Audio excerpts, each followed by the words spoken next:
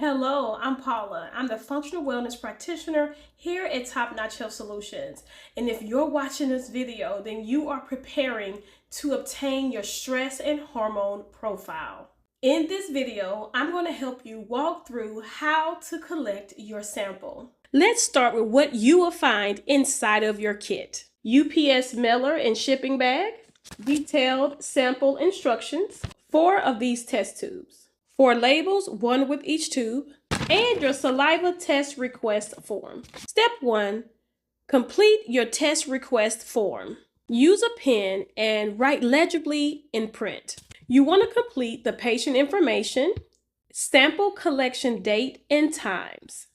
You don't have to worry about the relevant food intake or the symptoms, your menstruation status if it applies, hormone use if it applies, and where it says healthcare professional, if stress and hormone profile is not selected, please select the stress and hormone profile. At the bottom, the authorization is already there. I don't need to sign. Before collecting your sample, let's talk about it. Before collecting your sample, I don't want you to do the following because it could skew the results. Don't consume any caffeine, don't smoke, and don't work out the day of collection. Don't eat, brush, or drink anything except water 30 to 60 minutes before you're sampling.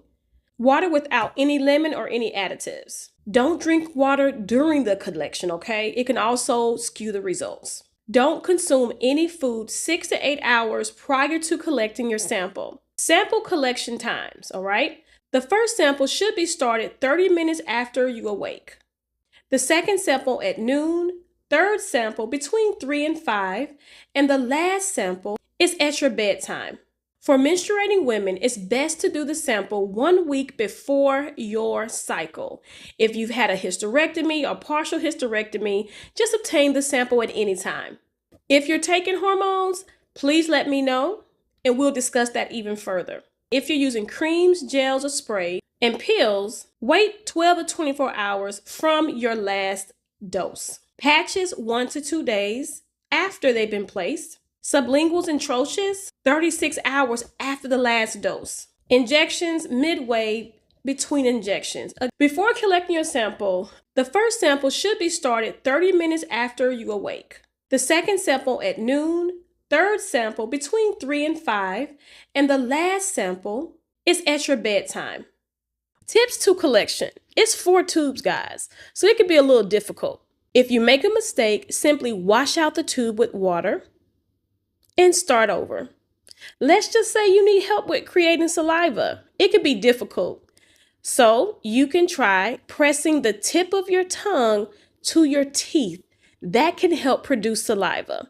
Also, smelling a lemon, other food, even yawning helps to promote saliva production. Let's talk about collecting your sample. So remember, you have 4 samples. You collect 1 30 minutes after awakening, noon, between 3 and 5, and again at bedtime. Label each tube accordingly with your handy labels here. Remember, the first tube is collected with 5 milliliters of saliva. The other tubes, only 3 milliliters of saliva. Securely fasten 5 milliliters is at the top of this tube, okay?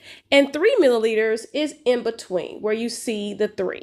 Once you've collected your sample, be sure to tightly place the cap. Make sure you filled out the collection tube and place it in the enclosed bag. Now you're ready to ship your sample. Let's see what happens next. So you have your 4 tubes properly labeled and tightly closed in this bag. You will put your completed requisition that you did earlier. Remember, we need to fill out the patient information, sample collection times. You can skip the relevant food intake, your menstruation status if it applies. Make sure stress and hormone is properly clicked on your sheet. If not, just fill it in. At the end, it doesn't need my signature. Authorization is automatically there. You are going to then place this sheet in the front of this bag. Place the test kit back into the box. and into the prepaid mailer. You can then call the number 1-800-742-5877, but there's an additional charge for them to pick up from you overnight for the fluid, stress, and hormone test.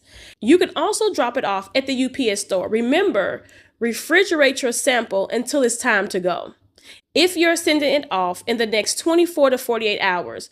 Otherwise, you should freeze it. But for better, accurate results, let's plan, get our sample, and take it on to the UPS store or order a pickup, but remember it costs additional. This ends the video on how to collect your stress and hormone sample. I am so excited that you are taking this step to navigate your healing capabilities and opportunities.